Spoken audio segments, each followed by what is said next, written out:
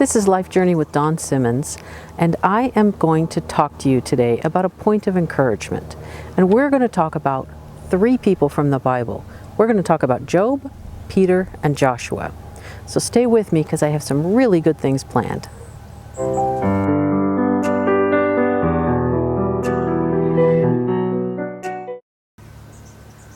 So what we're going to talk about is strength. And like I said, we're going to talk about those three Bible characters and how they showed strength. Because if you're in a situation where you really need some strength, the best way to find a good source of strength is to look at the Bible. So when we talk about strength, what we're talking about is your ability to withstand force and stress and pressure on you. Okay? And so what we want you to be able to do is use that strength to build up your faith. Okay, so when fear comes in, we want you to be able to stamp that out and stand with strength in your faith. Okay, so the first thing we're going to talk about is we're going to look at Job. Now, when we meet Job in the Bible, which he lived as far as can be determined right around 2000 BC, okay, just to kind of give you an idea of timeline-wise, the time period that we're talking about. And that would have been about the tail end of Abraham's life, okay, just to give you some idea of contemporary. So when we meet Job, he's already a wealthy man, okay? Let me tell you how wealthy he was. I have to write this down because I cannot remember all this. But he had 7 sons, and, you know, at that time, sons, and in that culture, sons were the ones that would carry on. They're the ones that could own land and that sort of thing. 3 daughters. Daughters were important too because they could, you know, put clans together, establish bigger family units. 7,000 sheep, 3,000 camels, 500 oxen, 500 donkeys, and several servants. Now, camels in the Middle East today are still a symbol of wealth. And so even at this time, to have 3,000 camels, even today that would be considered incredible wealth. So just to kind of put things in perspective. So when we meet Job, he's got this wealth and he starts to experience some real challenges in life. He loses family members, you know, they pass away. He takes on some health issues. You know, he loses, you know, some of his property, some of those things that made him wealthy. And the reasoning behind it had to do with a conversation between God and Satan, or the accuser. And so Job was being tested, and the Lord said, you know, Job's strong. Job can stand up, and you can't tempt him. He's not going to give me up for, you know, whatever it is that you have to offer or whatever.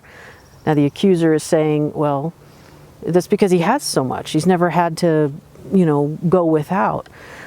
So as we meet Job, he's going through, and all of these trials in his life, probably more trials than the usual person of today has to go through in one lifetime.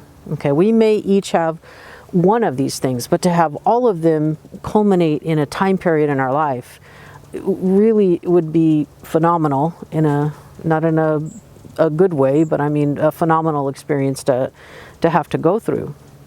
But he perseveres through that, and never does he doubt that God is God, and he knows that he came into the world with nothing and he's going to leave with nothing. That's one of the things that he says.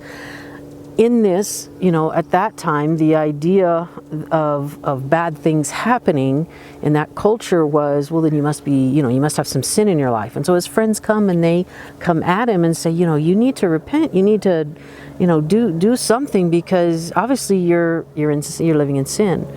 And he stands firm. He's steadfast that no, that's not what's going on. And while I don't know what's going on, I know that, you know, he really felt that God still had control of everything, and he was standing firm in his relationship with God. which is why he's in the Bible today, because even when he has his conversation with God, you see that he does submit to him, and the Lord comes in and he has some things to say to him, that basically saying, where were you when I formed the earth? Where were you when I, created these things? Who are you to tell me? And it really, even when you read it on your own, which I encourage you to do, it's in the Old Testament, it is a little bit of a longer read, but it really tells you about who God is. And he's a prime example of someone who really had to persevere and did it with strength. And he did it with grace, ultimately. And in the end, the Lord then rewards him or provides for him or blesses him with even more than he had before.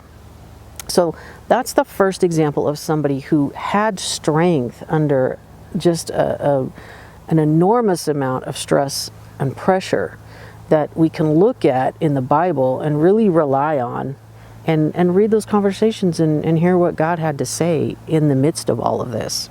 So that's the first one. Now, the second one that I want to talk about is Peter, because I think Peter, he kind of gets a bad rap sometimes. I mean, we see Peter from when he first meets Jesus to when he turns into the man he becomes, the rock that the Lord, professed to him that he would be someday. And as we watch Peter, we learn a little bit about him. He was very vocal. He was someone who really had a heart for the Lord. He really loved him. I mean, if you think about, how he was executed, he was also crucified, but he asked to be placed upside down because he didn't feel that he deserved to be crucified the way the Lord was, that he was, not fit to be crucified in the same way. And he had his problems. He had his faith problems. And they primarily came out of fear. And so fear can really erode your faith. But when you have strength, your strength is what can hold that faith in place. And so let's talk about a moment in Peter's life. And that is in Matthew 14:25. And what happens in Matthew 14:25 is there's a storm, and the Lord, the disciples are already on the boat, and they're in the water, they're in the ocean, there's a storm, and Jesus is now joining them. He had told them to go on ahead. He needed some time to pray. And so he's now joining them, and Jesus is walking on the water. And, it kind of freaks them out, because even though they know who he is, I don't know if they fully knew who he was. And I don't know that if any of us were in that position. And that's really where I want you to be positioning your mind, is if you were in that position. I mean, looking back and seeing mistakes people made is super easy. And doesn't really require a lot of intelligence or heart, but put yourself in that position. So be Peter for a minute. You're in this boat, and it's it's rocking. There's winds, and the sea is moving, and you're not on a very large boat. And so you see Jesus coming, and they see him, and they think he's like a ghost, and they're afraid. And he says, I'll read it to you. Take courage, it is I. Don't be afraid. And Peter, in as far as we have records of, he's the only one that bothered to respond, because his heart was so closely tied to Jesus. He says, Lord, if it is you. So he's already he's questioning, if it is you, tell me to come to you on the water. His heart is yearning. He wants to. And he's kind of confirming, okay, if this is you, then do this. It's kind of a funny confirmation, because whoever it was, if they were, playing a trick on him or whatever, of course they would say come. But the Lord says, come. And I feel that in that moment, when Peter's experiencing this, when he heard that word come, it was like a sheep who recognize their own shepherd's voice. It would have resonated with him. He would have known, oh, that is the Lord, come. Because if you've been in a position where you've gone through something and you're asking for the Lord, to show me a sign, Lord, that you're there, when you get it, you know. So I think Peter knew when he heard come, and what did he do? He got out of the boat and he walked on the water and he came toward Jesus. Now, we don't know how far he walked, but think about this. How many of you would hesitate even just getting a leg over? I probably would, because I have admittedly a fear of deep water like that, where I'm so completely out of my ability of physical strength that would freak me out. So, but he did. He got his leg over the water, and all we talk about in this story is how Peter lost his faith. He lost his focus on the Lord, and he started to sink. What we don't really give him full credit for is that immediately he got out of the boat and he started walking toward Jesus. And we know that he walked some amount, because it wouldn't say so if that weren't the case. So he did walk. So walking at least implies 2-3 steps, but he was walking toward him. So if you think about that, what it would take to do that, and then a wind came and he lost his focus there for a second. Now, how many of us can say that we have been tested under far less stressful circumstances and we've lost our focus on the Lord?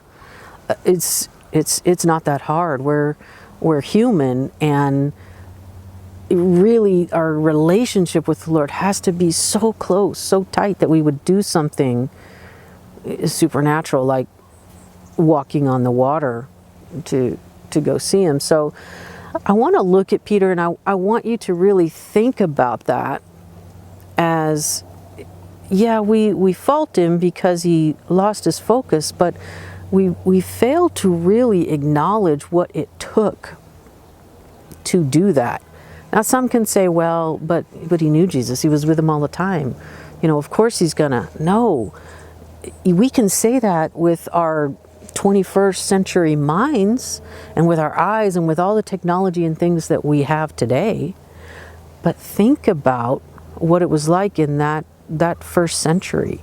They didn't have a lot of the things that we have that would even, the thought of some of the things that we have available to us, it didn't exist. It wouldn't even come close to their thought process. So really appreciate Peter for what he did and what he gave us as a wonderful example of love and faith and strength and fear. Because only from those things, learning from those lessons, can we really learn that, if Peter can have this issue, well, then it's okay if I lose focus, because I'll refocus my heart and my mind and my strength to the Lord. So think about that this is something that if that happened with Peter, who worked and walked and ate and slept with Jesus, that it's okay if we have that, but get back up. And when he says come, get up and come, okay? Now, the other thing that I want to talk to you about is Joshua, because Joshua, he gives another example of strength that, wow. If you think about it, we read about the story of Jericho, and in Bible school, probably nearly every Sunday, somewhere in the world, little kids are doing their Jericho walk and dance and having a good time. And I remember in Sunday school, we would all walk around and we'd sing something about Jericho. There was a song, I can't remember it now, and the walls all came down, and then all the kids would fall down on their high knees, and it was all fun to us. But let's think about this. So we meet Joshua. We know him. These are the three examples that I'm giving you are people that we meet in all different walks. But Joshua we see growing up. Joshua we see next to Moses. And when Moses passes, it becomes Joshua's responsibility to lead the people. So as it's his time to start taking over this territory that the Lord's given him. one of the things he needs to do is he needs to cross this river, go to Jericho, and circle 7 times, once a day, in complete silence. And if you think about that, he's leading people. He's young. He's very young when he's doing this.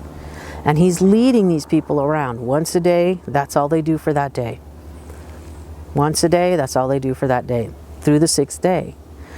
Now, if you think about some of the issues that Moses had with the people that he led out, you can imagine, and if you've ever had to manage people, your own children or people at work, it can be hard to manage people who have their own opinions and ideas of things. They want to go this way and this way. This is something that was crucial. This is something that the Lord said, this is how it needs to be done. So he's got to guide these folks. And the interesting part about this, the strength that it took for Joshua to do this, is one of the things I want to talk to you about, because on doing this for 6 days, not only do the men that are walking with him, and they're carrying, things, they're not just, a casual walk. This is a very fierce, serious thing they're doing. No talking, no nothing, right? But you also have the folks that are sitting and waiting for something to happen, that know what's going on. And after 6 days, even though they know the full plan, after 6 days of seeing nothing happen, it would have taken Joshua a lot of strength to continue to lead these people to that 7th day. Because on that 7th day was when they walked, they gave a shout with the trumpets, and that's when the walls cave in. So if you follow the plan the Lord gives you, the outcome is always going to be better than we could ever imagine. But let's think about this. It's that 6-day journey they took, that where they saw nothing happen, that they still had to remain strong in their faith, that something was going to happen. Because when it comes to faith, you can't give up just because you see nothing is happening. Because the minute you start to say, oh, I don't see anything happening, the Lord's not doing anything, what you've done is you've just come into agreement with the accuser, with the enemy, that God isn't there for you, that God isn't going to fulfill whatever it is that is needed, whatever it is that you're praying for, whatever it is that's the Lord's plan and purpose for you. And that moment that you feel that creeping in, you've got to stamp it out. You've got to rebuke it. You've got to take control of your strength and your faith and get rid of that fear. Because if you can do that, then I guarantee you're going to bring more life into your life. You're going to strengthen your relationship with the Lord. And you're going to be able to do things in your life that is beyond what you could even imagine, more than what you've been praying for. Because we only know what to pray with our minds. What we need to be making sure is, whatever it is we're praying, that we're in full alignment with the Lord, so that we're following and fulfilling His purpose and plan for us. So I hope that looking at the lives of these 3 men and their different phases of life and their different walks and their different challenges is something that is an encouragement to you in whatever stage in your life that you're in. Because I guarantee you, if you open up your Bible, read about these men, think about these men this week, and really focus on what they accomplished in their lives, the outcome that they had. If you do that, if you bring more life into your life, you will be happier, you'll be where you're supposed to be, and at the end of the day, the people around you will be blessed, and your life will be more fulfilling than you ever expected.